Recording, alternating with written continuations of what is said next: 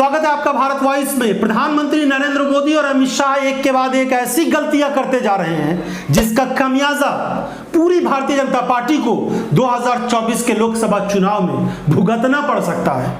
भाजपा एक तरफ तो ये प्लान बना रही है कि जो मौजूदा बीजेपी के सांसद हैं उनमें से लगभग 150 सांसदों के या तो टिकट ही काट दिए जाएं या कुछ सांसदों के टिकट काटे जाएं और कुछ की सीटों को अदला बदली कर दिया जाए। इस तरह का गहन विचार भाजपा में चल रहा है और इस बीच दिखाने के लिए एनडीए को मजबूत करने की कोशिशें की जा रही है। ये प्रयास किया जा रहा है दिखाने का कि एनडीए मजबूत है, जो नया इंडिया बना है यानी Indian national democratic inclusive alliance बना है, उससे मजबूत है नेशनल डेमोक्रेटिक अलायंस।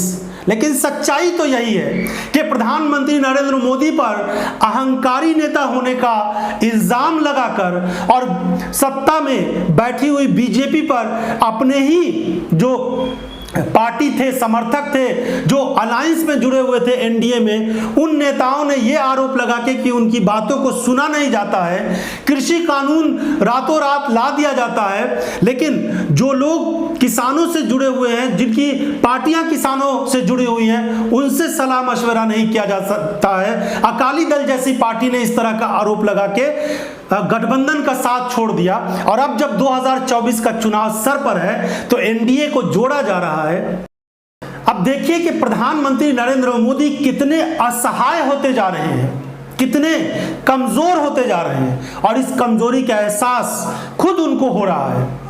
कल तक उनके नेता प्रधानमंत्री नरेंद्र मोदी को 56 इंच की छाती और विश्व गुरु और विश्व का एक बड़ा नेता और इस तरह की बातें कह के प्रधानमंत्री के सामने कोई नहीं टिक पाएगा, नरेंद्र मोदी नहीं तो हूँ, इस तरह के सवाल मीडिया में भी उछाले जा रहे थे।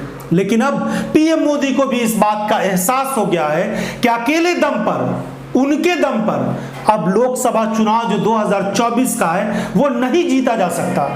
हिमाचल प्रदेश में उन्होंने अपनी क्षमता लगा दी, देख लिया कि वो हार गए। कर्नाटक में प्रधानमंत्री नरेंद्र मोदी ने अपनी पूरी ताकत लगाई, वहां भी मुंह की खानी पड़ी। अब भाजपा के नेताओं पर पीएम मोदी को भी विश्वास नहीं हो रहा है क्योंकि बीजेपी में ऐसे ऐसे नेता हैं जो सिर्फ प्रधानमंत्री नरेंद्र मोदी की प्रशंसा करने के सहारे टिके हुए थे।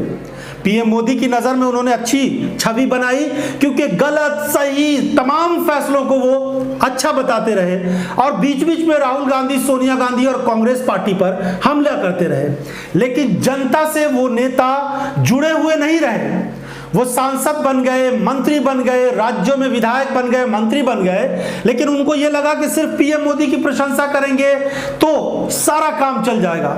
मगर जनता आखिर 5 साल बाद जो फैसला करती है वो नेताओं के परफॉर्मेंस पर फैसला करती है। कई बार गठबंधन और इस तरह का हिसाब किताब होता है, लेकिन आमतौर पर जनता देखती है कि ये नेता कितना अहंकारी बन गया 5 सालों में और किस तरीके से वो जनता से कट के अपने लोगों को, अपने चंद लोगों को फायदा पहुंचाता रहा और जनता की अनदेखी करता रहा। ये कहा जा रहा है कि बीजेपी के लगभग 150 ऐसे सांसद हैं इस लोकसभा चुनाव में जो 2024 में होगा, उनके टिकट बीजेपी काट देगी क्योंकि उन नेताओं पर भारतीय जनता पार्टी को बिल्कुल भी भरोसा नहीं है। हो सकता है 150 में से कुछ नेताओं को की सीटों को अदल बदल कर दिया जाए, कुछ नेताओं को टिकट ही ना दिया जाए या कुछ नेताओं को कहीं और दूसरी जगह शिफ्ट कर दिया जाए अगर उनकी थोड़ी सी ज्यादा क्षमता हो। लेकिन इस पर बीजेपी कोई रिस्क नहीं लेगी कि वो नेता अपने क्षेत्र में जाएं और चुनाव लड़े 2024 का और वो चुनाव हार के आ जाए, क्योंकि अगर ऐसा हुआ तो बीजेपी के सामने वैसे ही एक एक सीट इस बार बहुत कीमती है। उत्तर से लेकर दक्षिण तक इतनी सारी चुनौतियों का सामना है बीजेपी के लिए कि उसका पार पाना बहुत कठिन हो रहा है। उत्तर से लेकर दक्षिण तक और देश के तमाम जो दिग्गज और बड़े नेता हैं वो सब अब इंडिया के साथ हैं और राहुल गांधी, सोनिया गांधी, मल्लिकार्जुन खड़गे मजबूती के साथ इन तमाम पार्टियों को जोड़ रहे हैं। नीतीश कुमार इसमें सबसे बड़ी भूमिका निभा रहे हैं। अब बेंगलुरु में जो बैठक हुई है उसमें कई सारे फैसले लिए गए हैं। 11 सदस्यीय कमेटी बना दी गई है और वो अब आगे किस तरह की रणनीति होगी, किस तरह से काम किया जाएगा उस पर विचार करेगी। कहा जा रहा है कि मुंबई में इसके बाद एक बड़ी बैठक होनी है। यानी पटना में जो हुई थी उसमें 16 दल आए थे, बेंगलुरु में 26 दल आए और बीजेपी वाले एनडीए टाइप के दल नहीं आए हैं। बीजेपी में जिस तरीके से होड़ सी मची हुई है कि किसी भी एक नेता को, चाहे उसका सांसद हो कि नहीं हो, विधायक हो कि नहीं हो, उसको बस साथ लाना है, गिनती यानी सर गिनवाना है कि इतने लोग बीजेपी के साथ हैं। जबकि सच्चाई यह है कि भारतीय जनता पार्टी के साथ सच्चे मन से तो कोई पार्टी है ही नहीं, बस किसी न किसी तरह का दबाव या किसी न किसी तरह के लालच में वो सब लोग आ रहे हैं। और वैसे भी इतनी टूट फूट है, चिराग पासवान को लेकर जितना हल्ला मचाया जा रहा था, अब चिराग पासवान का जो आपसी पारिवारिक कलह है वो भी सामने आ रहा है। देखते हैं आने वाले दिनों में इसमें और कितनी फूट आती है। अलग बात है कि मीडिया इसकी फूट को नहीं दिखाएगा और कांग्रेस और जो नया इंडिया का अलायंस है उस पर उसकी नजर रहेगी।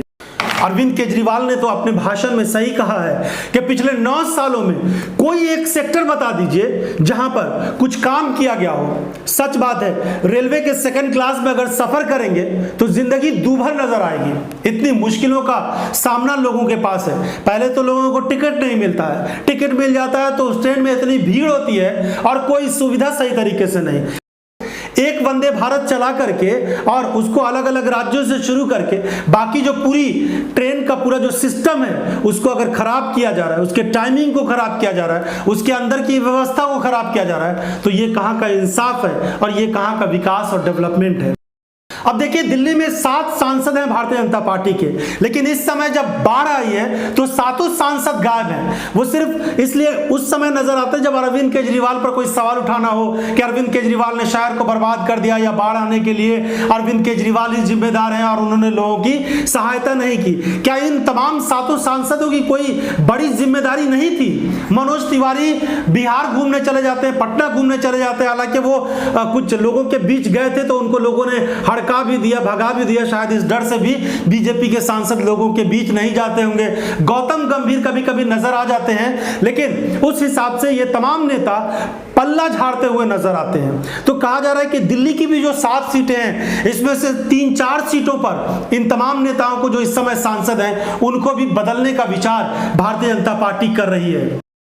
तो हड़बड़ी में प्रधानमंत्री नरेंद्र मोदी एनडीए को लेकर और उसको मजबूत बनाने के लिए चाहे जितने भी दावे करें, लेकिन सच्चाई यही है कि भारतीय जनता पार्टी से अब ऐसा लगता है कि उसके हाथ से लोकसभा का चुनाव जो है 2024 का वो निकलता हुआ नजर आ रहा है। और जो इंडिया ये जो पूरा अलायंस बना है और कांग्रेस पार्टी और देश की तमाम बड़ी विपक्षी पार्टियां जो एकजुट हुई है उसने बीजेपी नेताओं की नींद हराम कर दी है।